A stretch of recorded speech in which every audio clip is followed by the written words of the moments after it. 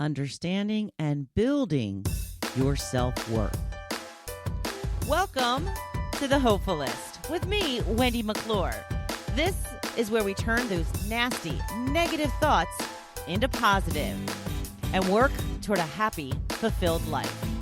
Now, let's get started. Hello and welcome to the Hopefulist. Thank you so much for joining me today. I hope that you are going to be having a great week and that we will all be having a wonderful start to the new year. So a quick update to my plan, my vow to never diet again. I'm still very wishy-washy. I have not made any decisions, so therefore I have not really done anything. The good news is that I've been about the same weight for about a month or so. So even with my new plan, I may weigh more than I would like, but I'm not putting weight on. So that is some good news. I really am leaning more toward keeping up with my quest of giving up dieting forever, but we'll see how it goes. What I have done to make me feel a little bit better about putting on this weight is, and again, you have to have, a little bit of willing to part with a little bit of cash. I have purchased some clothing and such to make me feel better about myself. I think I talked about this last week when I talked about the new coat I had just ordered, which has now arrived, and it is as fabulous as I thought it was going to be. My husband and I went out to dinner over the weekend, and we ran into a friend of mine at the restaurant waiting for our table to be ready, and she literally started petting my coat. She goes, "Oh my gosh, this is beautiful." I'm like, "I know, I just got it." So, yeah, I've done that. I've gotten some really cool shoes, paying particular attention to my nails. That makes me feel good about myself. And just overall, concentrating on what I can make look good, right? I always said this is why people who are maybe a little bit heavier always have fabulous nails and fantastic shoes, because it makes them feel good about themselves. And that's what we need. We need to feel good about ourselves, and we are entitled to do exactly what it is that's going to cause that to happen. So that is the latest update on what's happening with my quest to never diet again. Quote of the day: trying to protect yourself from your fears protects you from experiencing a fully evolved and juicy life. That's right. So, we have all of these fears in the back of our mind all of the time, basically controlling our life. And most of them are subconscious, which is why we don't really realize what is happening. So that's why it's important to delve into this stuff if we want to be fully evolved emotionally and live the best life that we possibly can. We have to delve into these types of things. And probably one of the most important things is our sense of self-worth and whether we have it or not. That's why I'm struggling so much with this quest to give up dieting and this obsession with how thin I am. I have always tied my self-worth to my weight. And I don't think that is unusual for women, especially in this country. We have had a lot of things telling us throughout the years that that's what makes us worthy, how good we look. And if we don't deem ourselves good enough according to societal standards, then we act accordingly. So we're going to delve in today a little bit about why we act the way that we do and feel the way that we do about ourselves and how it came to be this way. I've been delving into a couple of books. I've talked about her before, the holistic psychologist. I'm working through this workbook she has out now, How to Meet Yourself, the workbook for self-discovery. She also has a book out called How to Do the Work. And I find so much of what she says to be so enlightening and so helpful. And if you're not following her on Instagram, Facebook, or TikTok, you need to be right now, because so many times a week I'm like tagging people in her posts and saying, look, this makes so much sense now. And it's a relief.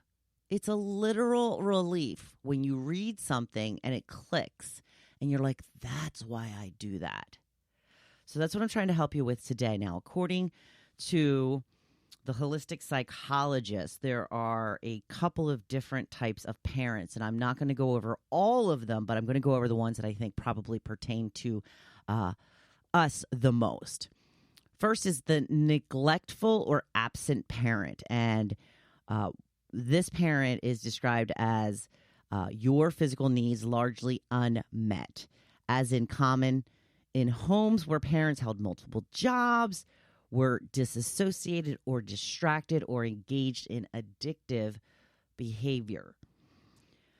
Little awareness or prioritization of eating nutritious meals, movement, rest, sleep, hygiene, consistency, or boundaries, often resulting in physical self-neglect. Now, I fall under this next category, which is emotionally withdrawn or overwhelmed, which means that my physical and material needs were consistently met, though emotional needs mostly ignored.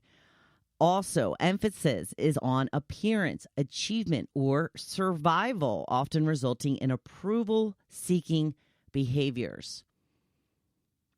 I was the last of three, and I fall in line a lot with typical last child behaviors. Attention seeking, doing things to always try and draw attention to myself, whether it by being funny or trying to stand out by being in, talent shows, little plays. I used to do little dances and such, I think, when I was a child. The other parenting type that I thought would be relevant for us would be the over-involved or helicopter parenting.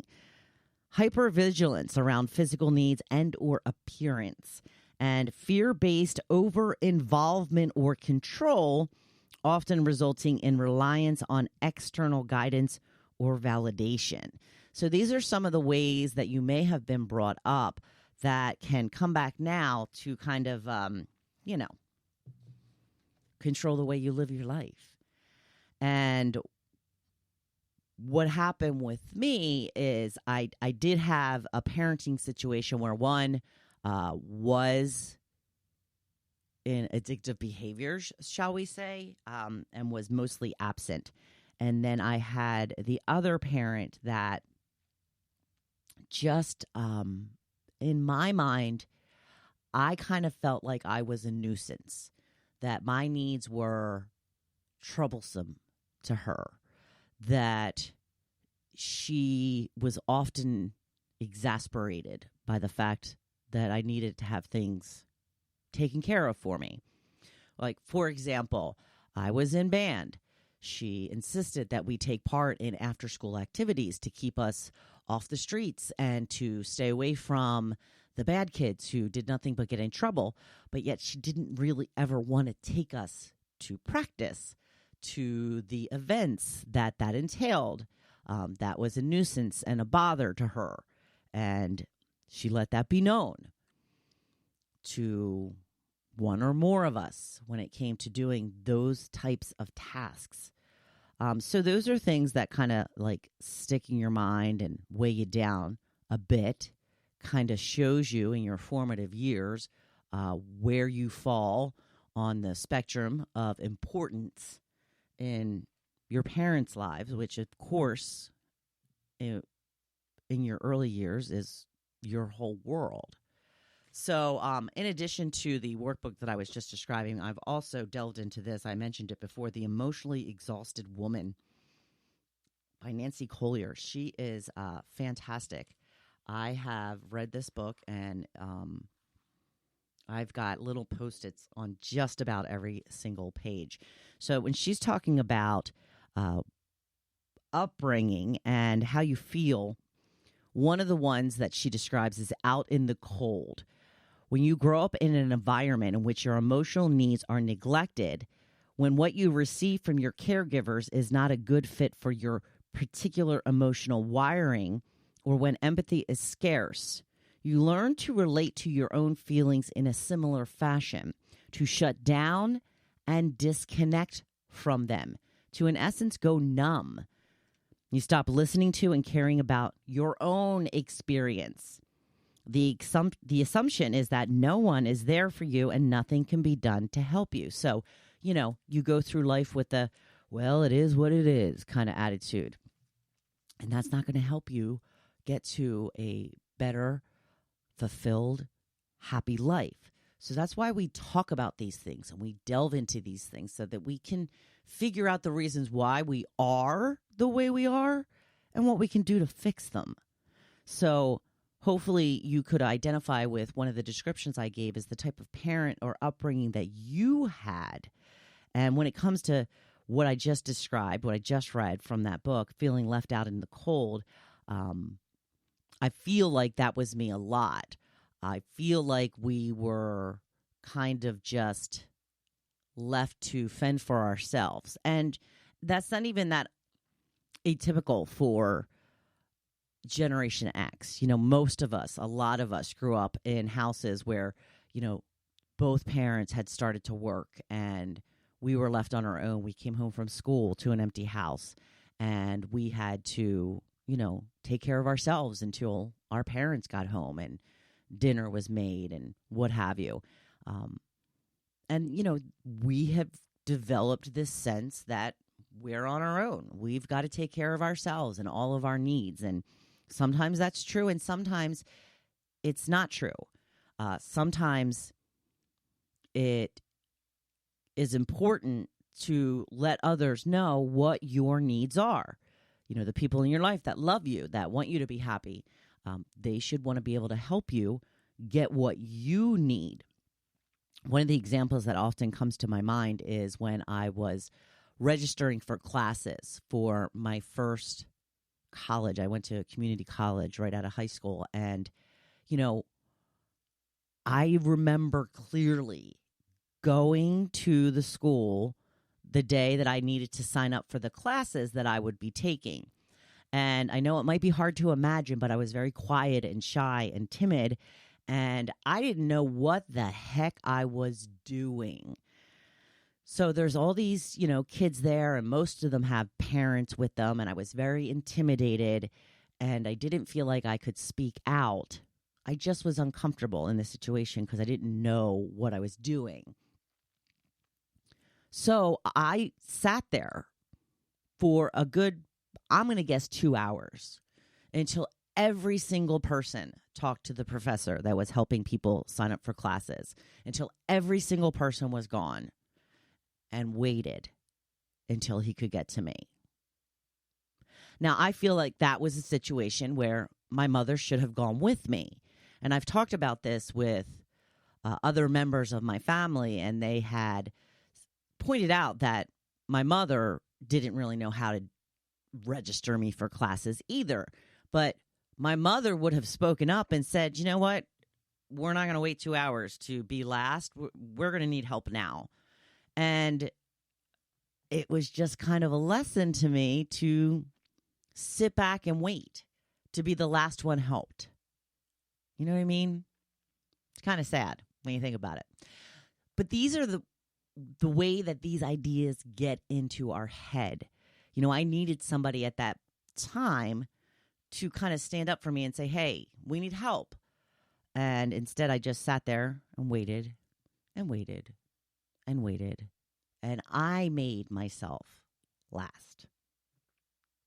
So these are some of the things that we discover when we do a little bit of deep diving, right? Another thing that I have learned through the years is that my trigger, my ultimate trigger, the thing that upsets me the most is to be ignored. And I have come to realize that is because in so much of my life, I have felt completely insignificant. And that is because of the way that I was brought up. That is because of my having to sit there for 2 hours waiting to register for classes, meaning that I was the least important person in that room.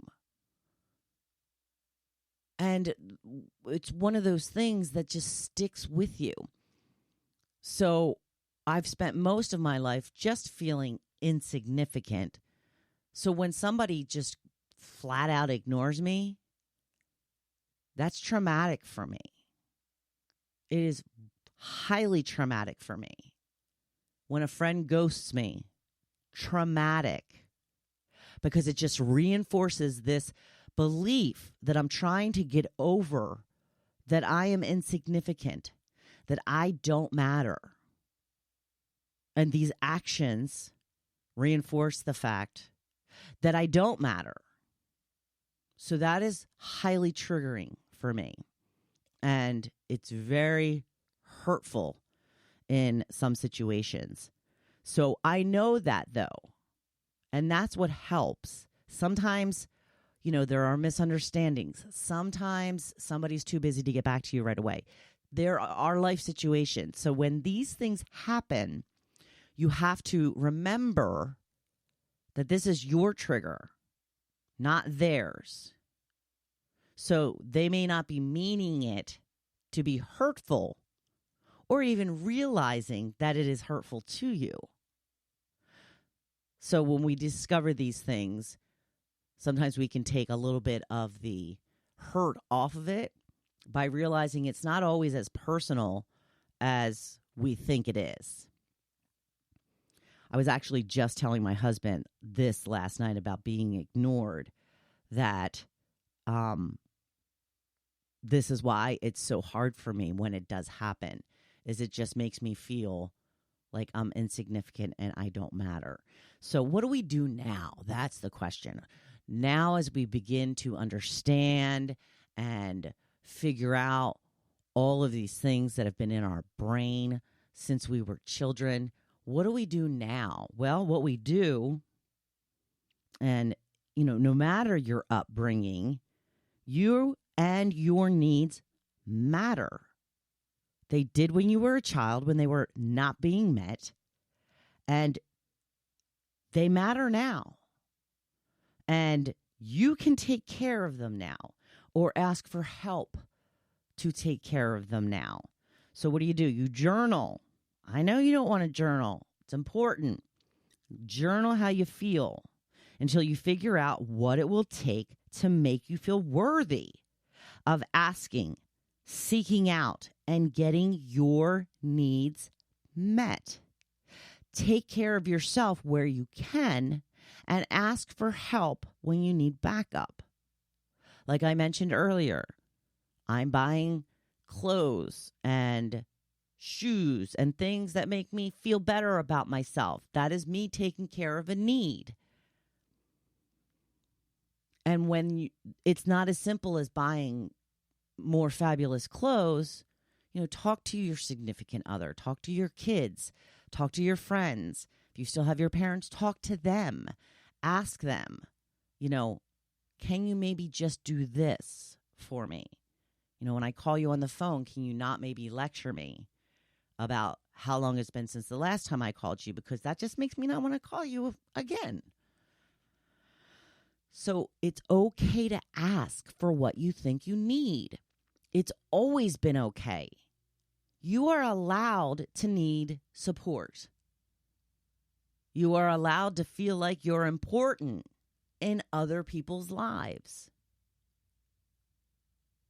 So you do what you can to help yourself, and you tell others what will help you.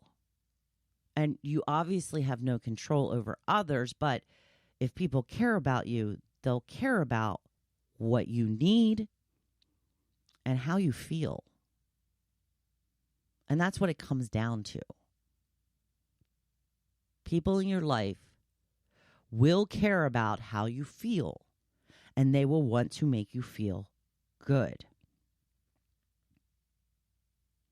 This is why I told my husband last night, that is one of my triggers, being ignored. It just reinforces some old beliefs that I've held my entire life, and it's very triggering and traumatic for me. And that is why I have taken the overturning of Roe v. Wade so to heart, because to me, that just set off my trigger again, that women aren't entitled to run their own lives, that laws are being made that are telling us that we have to do certain things. One of them being probably the most significant life change in our lives, having a child. And if we're not ready to take that on, too bad. That's why I have been so committed to restoring women's rights and women's right to choose what they want for their own lives, because what we want matters. And don't let anybody tell you any different. What we want matters. And when people try to tell you that it doesn't, that's when you need to fight. And that's what I've been trying to do. I'm trying to fight back. So, the other thing you can try to understand why you feel about yourself the way that you do, remember how your mother treated herself when you were growing up. And that may be a window into how you treat yourself. When I was growing up, my mother was always on a diet. Always on a diet. We never had junk food in the house. We had popcorn, we had apples, we had raisins.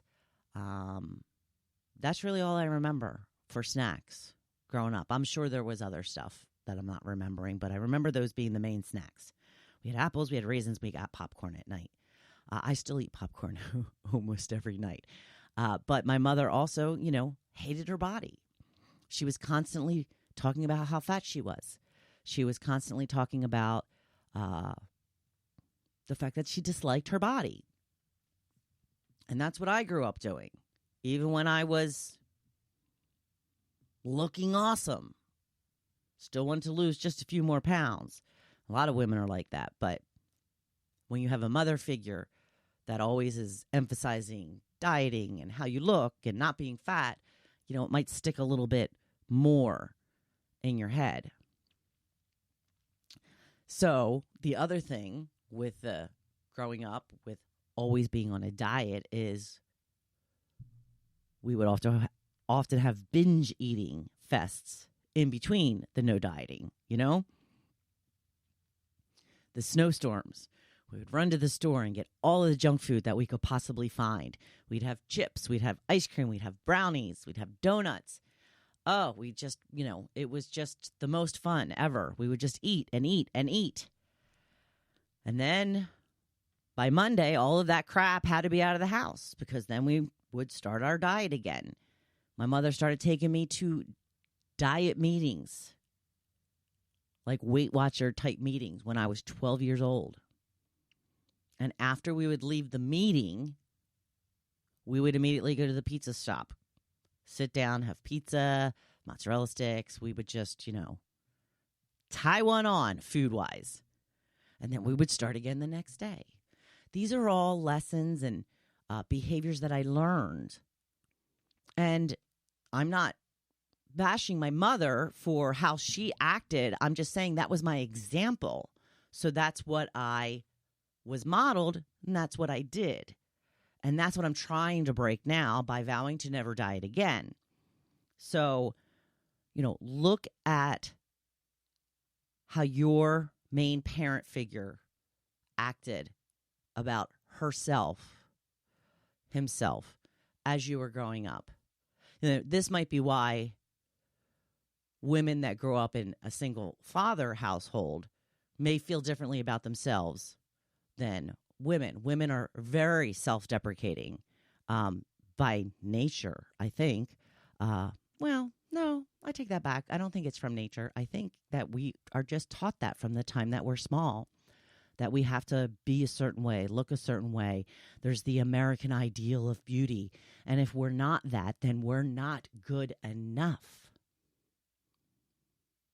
Right? So different for boys and men growing up. But we have a lot to get to when it comes to deconstructing these limiting thoughts and beliefs that we have had our entire lives. And I just want to go step by step, hopefully starting with the main things, the things that are going to help the most to try to deconstruct, to help you understand some of why you do what you do and how to get out of that cycle.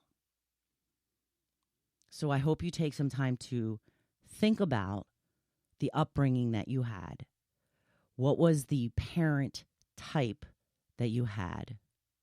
And what did your mother do when it came to how she talked about herself, how she felt about herself, how she treated herself? Are you similar to how she was? Because you probably are. You know, people tend to either be the same or the complete exact opposite. I'm pretty similar. And this is why we delve into this stuff. And then figure out the parent type that you had with were your emotional needs met, were your physical needs met, were your parents over involved. That will help you decipher how it is that you felt and how your sense of self-worth was built from the beginning. And from there, you can figure out what you have thought and believed all this time that was untrue and start to develop new beliefs about yourself. This is when affirmations come in. And a lot of people I know do not like affirmations. But when you think about affirmations, consider this. When you're looking in the mirror every day and you hate how you look and you say, "Ugh, I'm so fat." That, my dear, is an affirmation. So if you're not ashamed to say negative things about yourself, then you shouldn't be ashamed or afraid or feel corny to say good things about yourself, because there is always something good to find. Even if it's the smallest little morsel, there is always something good. And that's what you focus on until you can start to appreciate yourself more, build your self-worth little by little, and really understand and know that you are worthy of everything you want and that you're entitled to it. You just are, by the sheer fact that you are here. You don't have to do anything to become worthy. You already are.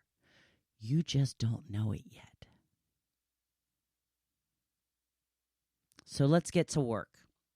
Let's figure all this subconscious bullcrap out and start living the life we were intended to live, to become the person that we were always meant to be. To stop letting these thoughts and beliefs rule our lives and turn them into something that will empower us and that we can pass on to the younger women in our lives. That is the one thing that millennials and Gen Z has over us Gen Xers, is they already have a much higher sense of self-worth than Gen X ever has had. Hence why they don't make work the most important thing. They have fun. They know that they are able to explore and to think about mental health and to be okay with trying to find happiness. You know, there's so many people still in my generation that are like, act like, well, that's not what's important. You got to work, you got to make money, you got to take care of people. Well, if you're not happy, it's really just not even that worth it. That's why I focus on the work that I do. I want life to be worth it. I don't want you to just drudge through life. I don't want you to get up every day and can't wait to get back to bed. This is why we take chances and we do this work and we discover new things about ourselves and we try new things because we don't want to just get safely to death. We want to live. And we want to be excited about life. We want to wake up in the morning and look forward to the day that is ahead. Not to getting home and taking a nap or just going to bed or, zombieing out in front of the television every night, drinking or doing drugs or escaping, basically, our lives. Live your life. Live it. That's what I want for you. What I want for me, and it's what I want for you. So, if you have any questions, any feedback on today's podcast, please reach out to me. You can do it through any of my social media channels. I am on Facebook, Instagram, TikTok, you name it, I am there. You can email me at thehopefulist1@gmail.com. And if today's podcast resonated with you, if the information resonated with you, anything, if you know of someone you think that might benefit from this podcast, please send it to them. All you have to do is click on the actual podcast, copy the link, and send it right to them, or share one of my social media posts. I would be so, so grateful if you were to do that. So, it is Monday, people. I want you to go out there and be badass this week. I am always here cheering you on. Thank you for listening to The Hopefulist. Now, don't you feel good? Make sure you come back next week. See you then.